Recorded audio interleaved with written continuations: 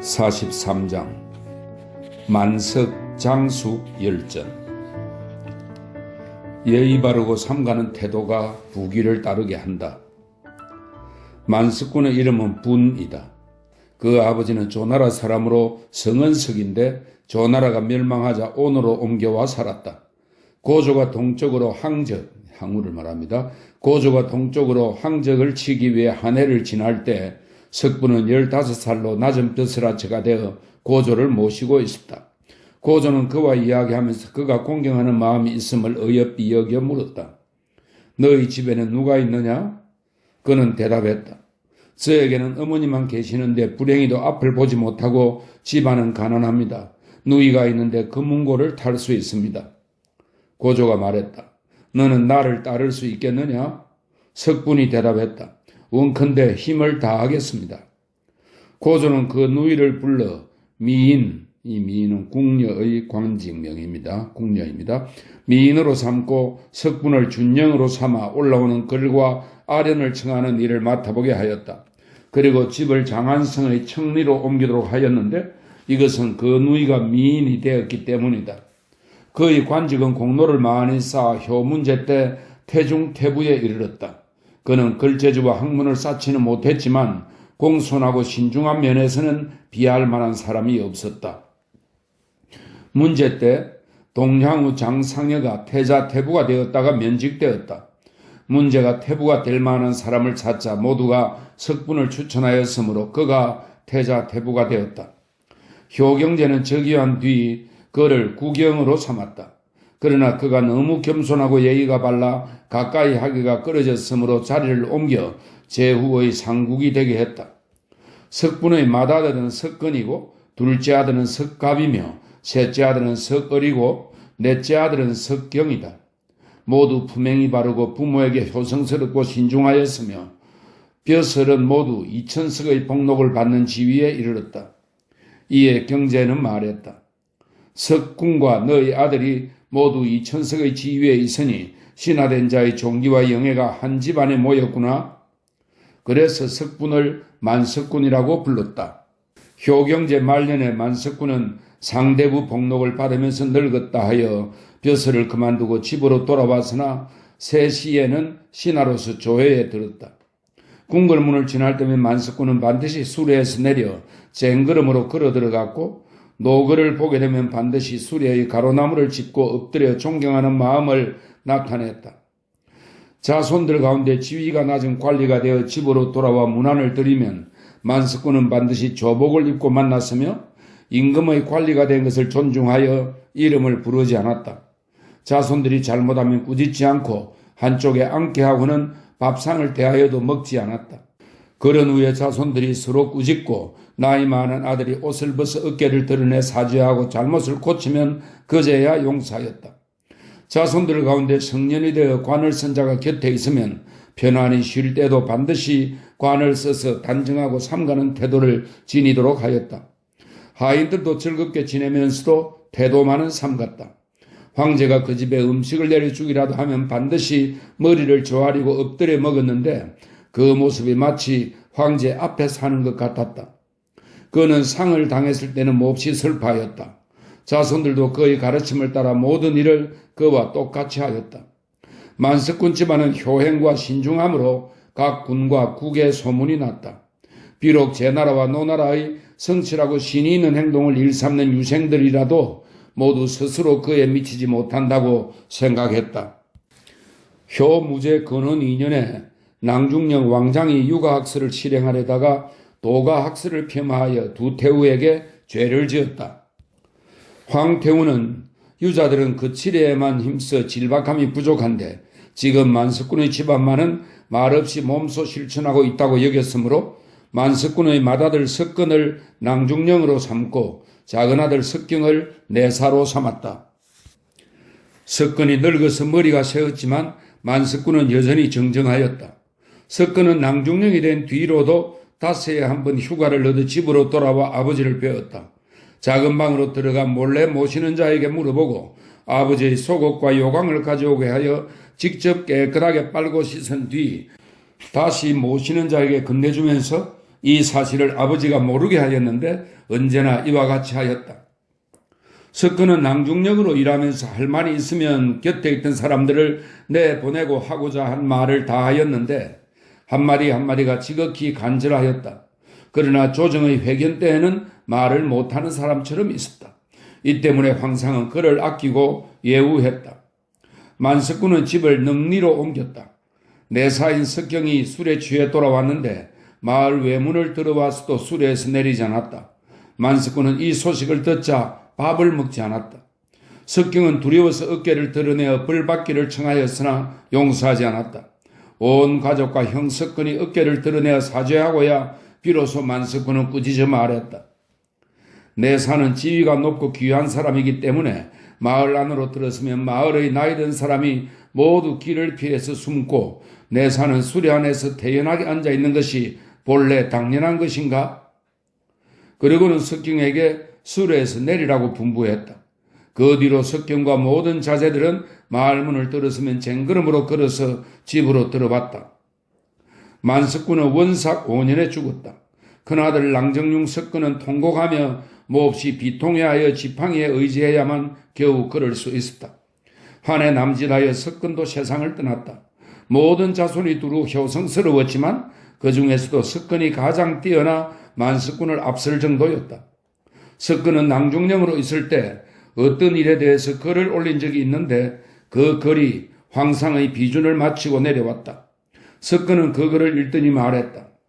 잘못 썼구나. 마자는 아래에 꼬리를 나타낸 획까지 5획이 되어야 하는데 지금 보니 4획만 있고 한 획이 모자라네. 황상께서 꾸짖으시면 죽어 마땅하다. 그는 매우 송구스러워하고 전전긍긍했다. 그가 삼가고 조심하는 것은 비록 다른 일에 대해서도 모두 이와 같았다. 어려운 때 지나치게 신중하면 해가 된다. 만석군의 작은 아들 석경은 태복이 되어 황상의 수레를 몰고 외출한 적이 있는데 황상이 물었다. 이 수레는 말 몇 마리가 끌고 있소? 석경은 채찍으로 말을 다 세어본 뒤에야 손을 들고 말했다. 6마리입니다. 석경은 여러 형제 중에서 소탈하고 무난한 편이었지만 이와 같았다. 석경은 제나라 재상이 되었는데 제나라 사람은 모두 그 집안의 가풍을 사모하였다. 말을 하지 않아도 제나라는 잘 다스려졌으며 그를 위해서 석상사를 세웠다. 원수 원년의 황상은 태자를 세우고 신하들 가운데서 태자의 스승이 될 만한 사람을 뽑았는데 석경이 패군 태수에서 태자 태부가 되었고 그로부터 7년 만에 의사대부로 벼슬을 옮겼다. 원정 5년 가을에 승상이 죄를 지어 파면되었다. 황상은 의사에게 조서를 내렸다. 선제께서는 만석군을 존중하셨으며 그 자손들도 효성스러우니 의사대부 석경을 성상으로 삼고 목구후로 봉하노라. 이때 한나라는 남쪽으로는 양호를 토벌하고 동쪽으로 조선을 쳤으며 북쪽으로 흉노를 내몰고 서쪽으로 대원을 정벌하였으므로 중원에는 일이 많았다. 천자는 온 천하를 순행하면서 상고시대의 신사를 수리하고 봉선의식을 행했으며 예학을 일으켰다. 나라의 재정이 어려워지자 상홍량 등은 이익이 될 만한 것을 찾아 나섰고 왕은 스무리들은 법을 엄격하게 시행하였으며 아관 등은 문학을 떠받들어 각각 국영에 이르게 했고 번갈아 권력을 휘둘렀다. 나라 일은 성상의 결제를 거치지 않아도 정해지고 성상은 바르고 삼갈 뿐이었다. 석경은 9년 동안 성상벼슬에 있으면서 잘못된 것을 바로잡을 수 있는 어떤 말도 하지 않았다. 그는 일찍이 황상과 가까운 신하 소충과 국영인 함선의 죄를 다스려야 한다고 주청하려 했지만 그들의 죄를 자백받기는커녕 도리어 무고죄로 몰려 속죄한 일이 있었다. 원봉 4년 중에 관동에 200만 명의 유민이 발생했는데 그중 호적 없는 사람이 40만 명이나 되었으므로 공경들은 논의 끝에 유민들을 변경부근으로 옮겨 귀양 보내기로 뜻을 모아 주청하였다. 황상은 성상이 연로하고 신중하므로 이 일을 함께 논의할 수 없다고 판단하여 성상에게 휴가를 주어 집으로 돌아가도록 하고 의사대부 이하의 관리를 논의에 참여시켜 주청한 내용을 조사하였다. 성상은 자기가 맡은 일을 제대로 수행하지 못하는 것이 부끄러워 곧 글을 올려 말했다. 신은 총애를 받아 승상지책을 맡았으나 어리석고 재능이 없어 나라를 다스리는 데 도움이 되지 못하였습니다. 성곽과 창고는 텅 비었고 백성 가운데 떠도는 자가 많아졌으므로 그 죄는 마땅히 죽어야 합니다만 황상께서는 차마 법에 따라 처벌하지 못하셨습니다. 청컨대 성상과 후의 인을 돌려드리고 고향으로 물러남으로써 현명한 사람에게 길을 열어주고 싶습니다. 그러자 황상은 이렇게 말했다. 창고는 텅 비고 백성은 가난하여 떠돌고 있는데 그대가 그들을 옮길 것을 주청한 일로 해서 민심은 더 동요되고 불안해졌소. 이처럼 위태로운 사태를 만들어 놓고 자리를 그만둔다니 그대는 이 어려움을 누구에게 떠넘기려는 것이요? 황상이 조서를 내려 석경을 꾸짖자 석경은 매우 부끄러워하고 다시 조정으로 나가 일을 보았다.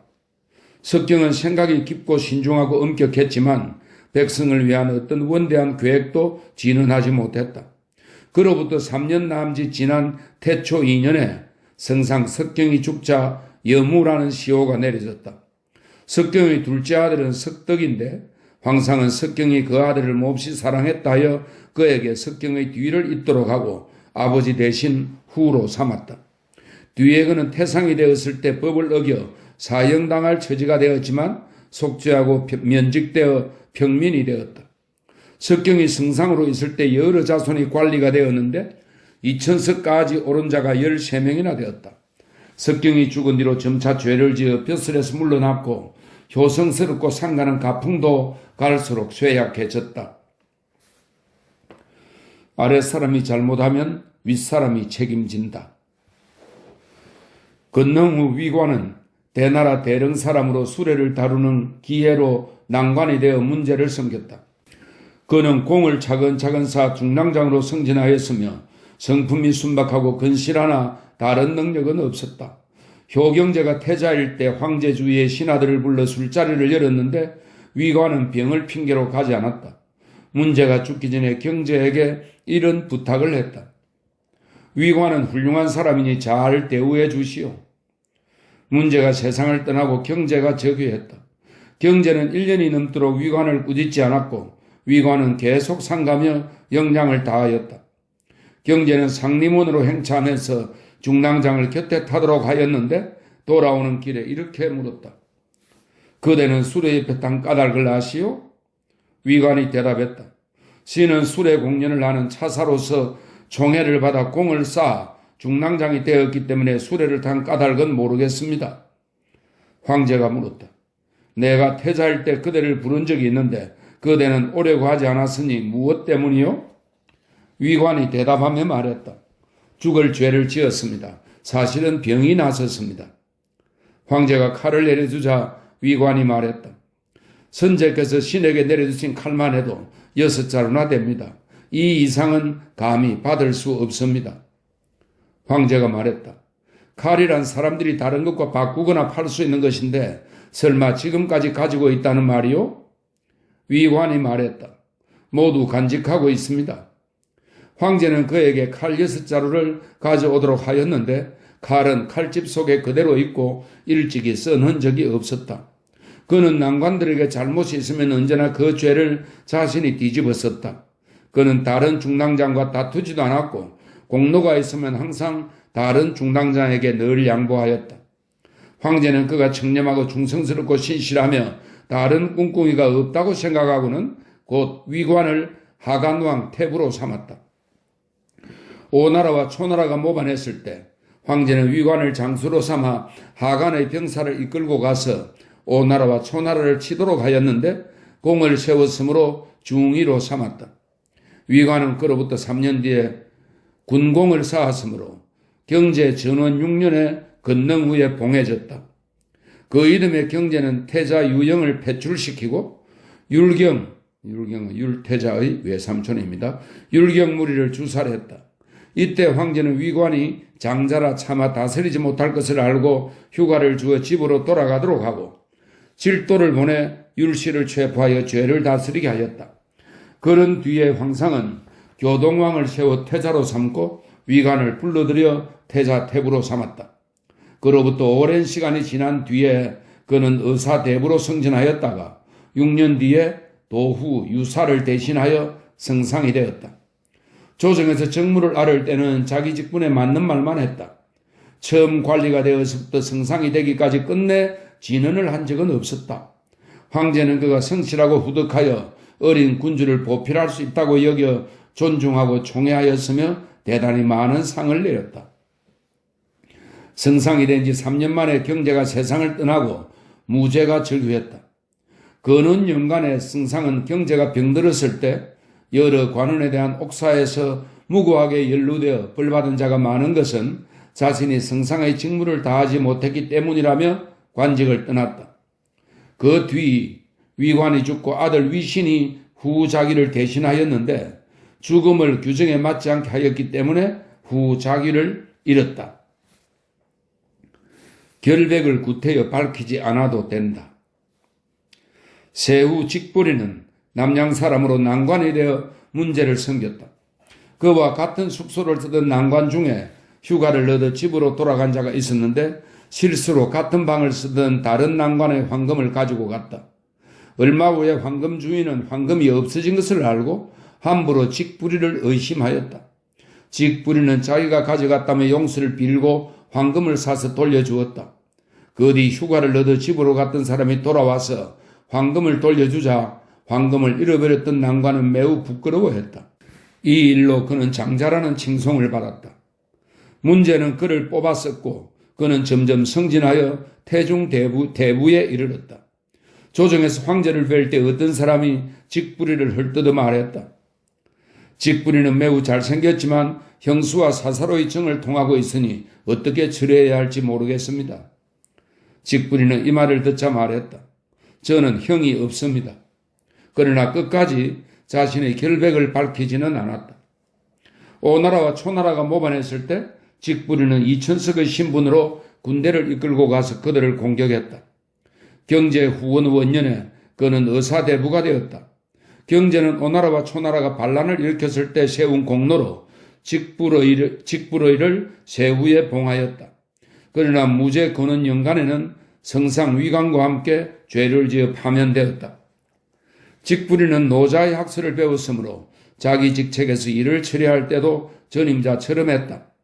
그는 다른 사람들이 관리로서의 자기 치적을 알게 될까봐 두려워했고 명성을 세우기를 좋아하지 않았으므로 장자라고 칭송을 받았다.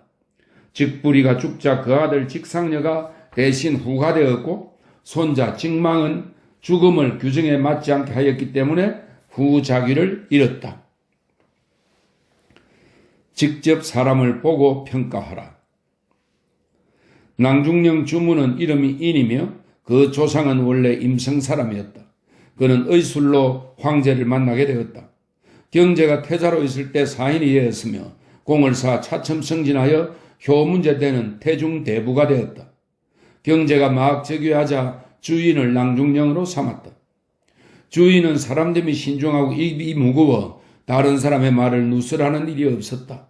그는 언제나 낡을 대로 낡은 기운 옷과 때에 찌든 속옷을 입으며 빨려고 하지 않았다. 이 때문에 경제의 총애를 받아 경제의 침실 안까지 들어가게 되었으며 후궁에서 저속한 연극이 공연될 때도 주인은 항상 경제 곁에 있었다.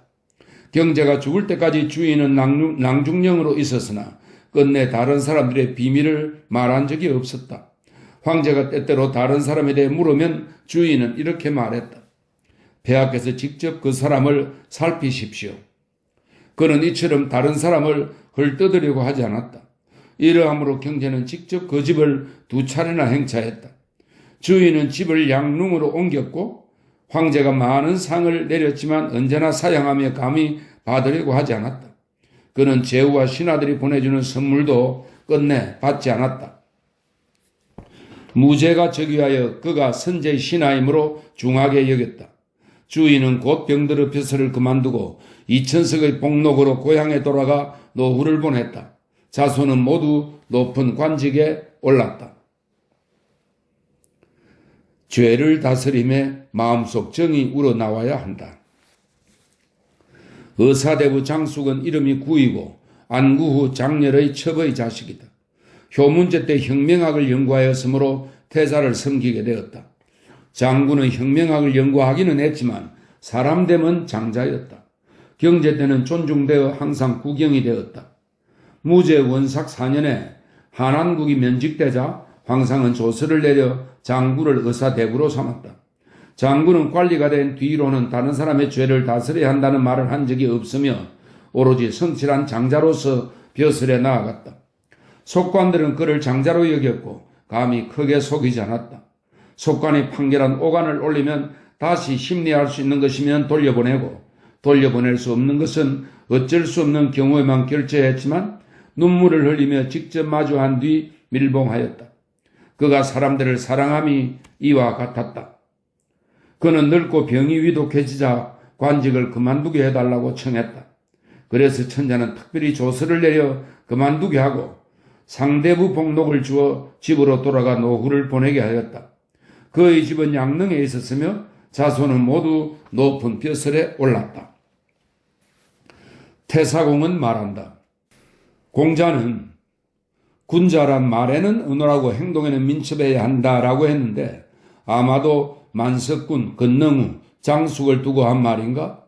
그래서 그들의 가르침은 엄하지 않지만 공을 이룰 수 있었고 정치도 엄격하지 않지만 잘 다스려졌다. 세후는 미묘하게 교활하였고 주문은 아침에 뛰어났다. 군자는 그들을 비웃었는데 그들이 영신에 가깝기 때문이었다. 그러나 그들도 독실한 군자의 모습이라고 할 만하구나.